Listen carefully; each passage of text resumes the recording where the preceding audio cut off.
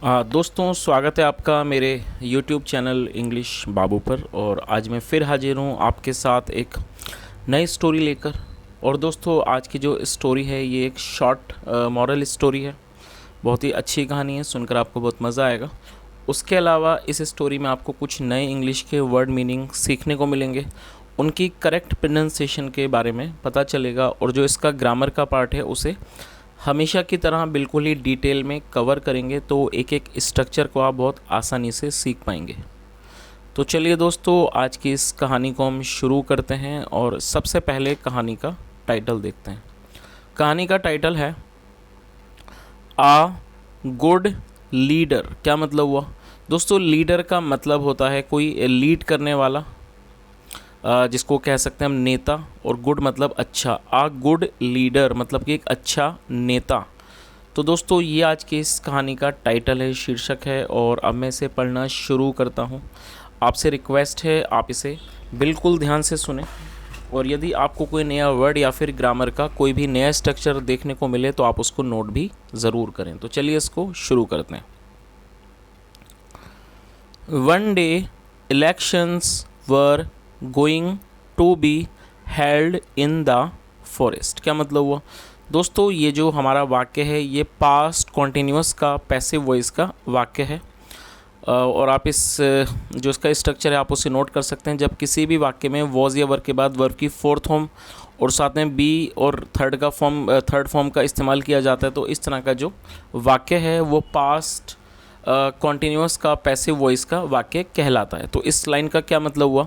और दोस्तों, ये जो हेल्ड है ये होल्ड की थर्ड फॉर्म है हेल्ड, जिसका मतलब होता है किसी चीज़ को आयोजित करना।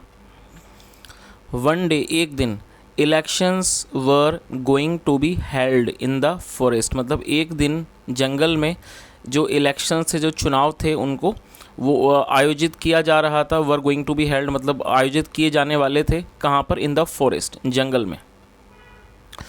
All the animals had gathered together. क्या मतलब हुआ दोस्तों? ये जो हमारा वाक्य है ये पास्ट परफेक्ट का वाक्य है। जब किसी भी वाक्य में हेड के साथ वर्ब की थर्ड फॉर्म का प्रयोग किया जाता है तो इस तरह का जो वाक्य है वो पास्ट परफेक्ट का वाक्य कहलाता है। पास्ट परफेक्ट का मतलब होता है जब हम कोई भी ऐसा वाक्य बनाएं जहाँ पर पास्ट में किसी क्रिया का पूरा होना पाया जाता है, जिसमें हैड का यूज़ किया जाता है हेल्पिंग वर्ब के तौर पर और साथ में वर्ब की थर्ड फॉर्म लगाई जाती है। तो क्या मतलब हुआ? और गैदर का मतलब होता है इकट्ठा होना, और ये थर्ड फॉर्म है गैदर्ड। ऑल द एनिमल्स मतलब सभी पशु, सभी जानवर कह सकते हैं, सारे जानवर। हैड गैदर्ड टुगेदर, टुगेदर मतलब एक साथ। हैड गैदर्ड टुगेदर मतलब सभी जानवर, सारे जानवर एक साथ इकट्ठा हुए थे। After the voting, after the voting मतलब कि वोटिंग के बाद।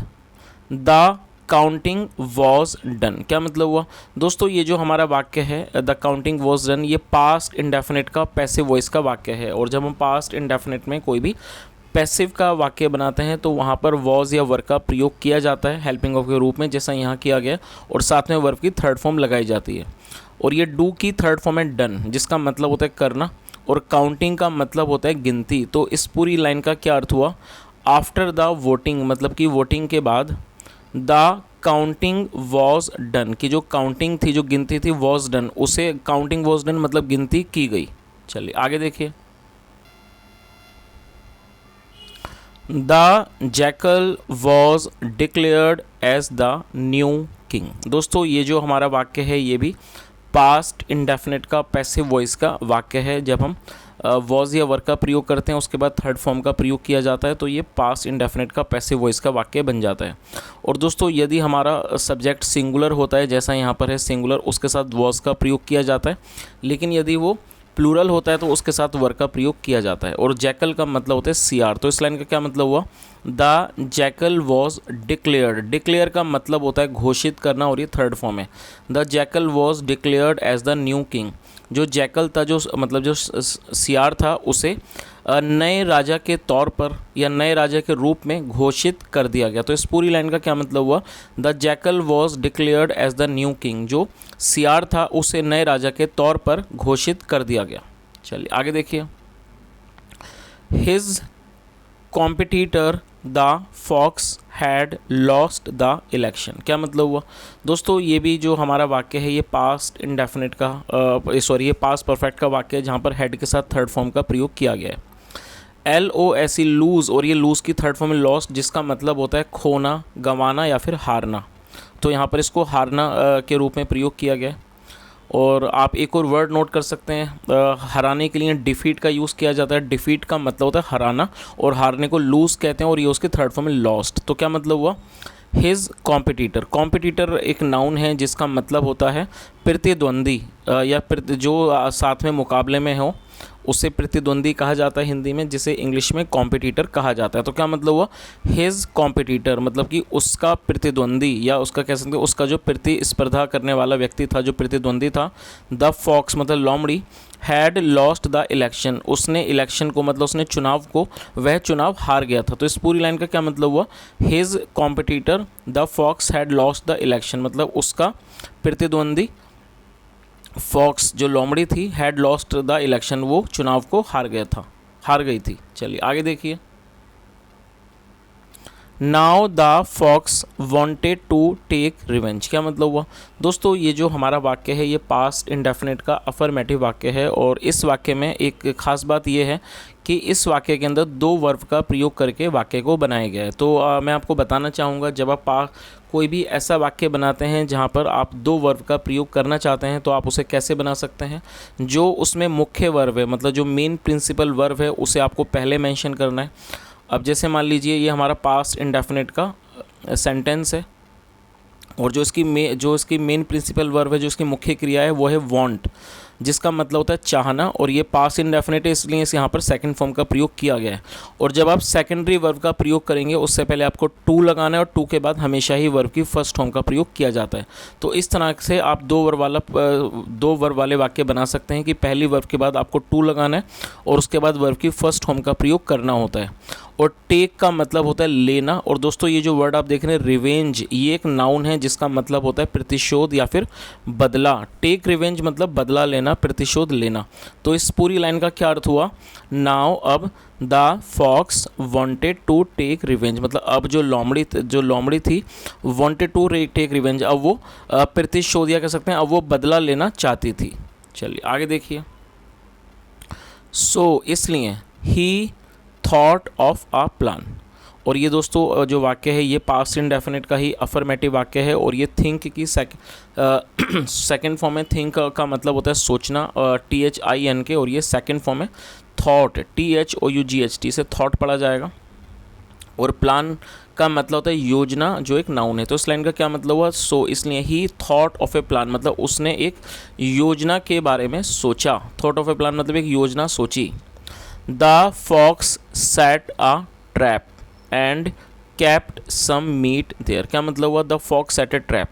ट्रैप का मतलब होता है जाल, और सेट का मतलब लगा देना, रख देना। The fox set a trap मतलब फॉक्स ने, लोमड़ी ने सेट ए ट्रैप एक जाल लगा दिया, एक जाल बिछा दिया। एंड कैप्ट, और कीप की सेकंड फॉर्म में कैप्ट मतलब रखना, एंड कैप्ट रख दिया सम मीट थोड़ा मांस देयर वहाँ। तो इस पूरी लाइन का क्या मतलब हुआ, the fox set a trap and kept some meat there, मतलब लोमड़ी ने एक जाल बिछा दिया और वहाँ कुछ जो मांस था वो रख दिया।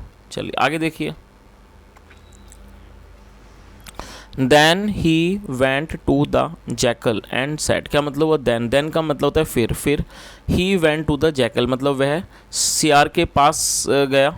एंड सेड और कहा, योर हाइनेस मतलब महाराज, योर हाइनेस मतलब कि महाराज, some meat is lying unattended under a tree. क्या मतलब हुआ दोस्तों, ये जो हमारा वाक्य है ये पास्ट कॉन्टिन्यूस का वाक्य है जहाँ पर इज एम आर का प्रयोग किया जाता है। सॉरी, ये प्रेजेंट कॉन्टिन्यूस का वाक्य है जहाँ पर इज एम आर का प्रयोग किया जाता है हेल्पिंग वर्ब के रूप में, और साथ में वर्ब की फोर्थ फॉर्म लगाई जाती है।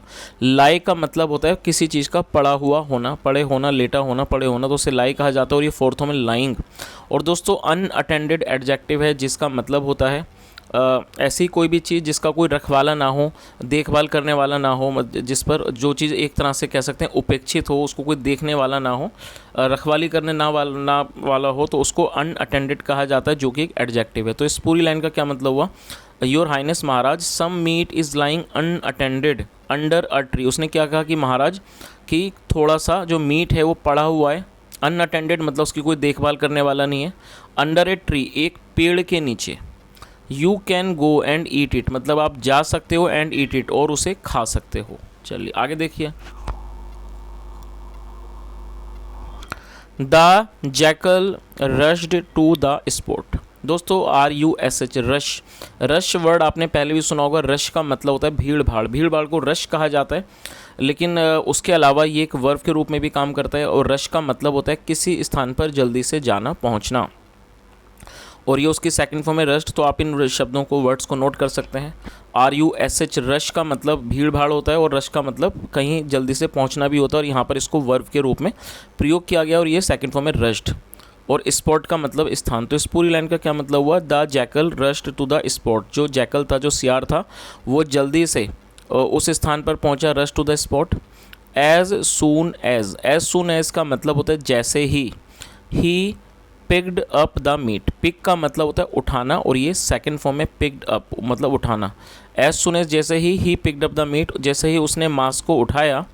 ही got caught in the trap, और ये कैच की second form caught. He got caught वो पकड़ा गया, किसमें? इन द ट्रैप, वो जाल में पकड़ा गया। चलिए आगे देखिए।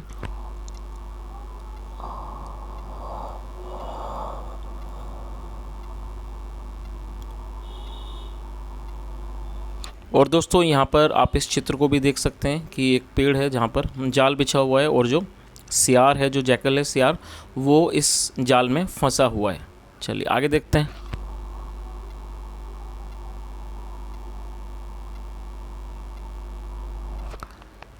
The fox called all the animals and showed them the jackal and said. क्या मतलब हुआ? The fox called all the animals. Call का मतलब होता है बुलाना, पुकारना, सेकंड फॉर्म है।